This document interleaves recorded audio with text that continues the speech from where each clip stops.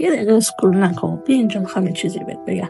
میگن خیلی موفقن، به یه درجه از موفقیت رسیدن که میتونن خیلی با شوق توضیح بدن، دخالاتشون استوری پست نکنن. آره شاید با شوق حتما، ولی چرا پس به تو این حسو میده که عقب افتادی یا اینکه پس چرا برات اتفاق نمیفته؟ آیا اصلا حتی موفقیت اون با موفقیت تو هم میتونه باشه؟ موفقیت چیز نسبیه. آدمی که افسرده است، همین که تونسته ساعت خوابش رو از ساعت 12 به ساعت 10 ببره موفقه. آدمی که 1 سال میخواد ورزش کنه و نکرده، وقتی روزانه 10 دقیقه پیاده روی میکنه موفقه. آدمی که کتاب نمیخونده، اگر روز 10 صفحه کتاب میخونه موفقه. تحت تاثیر این پست موفقیت‌های کوچیک خودتو بیارزش نکن. این موفقیت‌های کوچیک هستن که موفقیت‌های بزرگ رو به وجود میارن. برای تمام موفقیت‌های کوچیک خودت به خودت یه آفرین بگو، برای خودت یه کادو بخر و مطمئن باش که تو یه روزی بالاخره موفق میشی.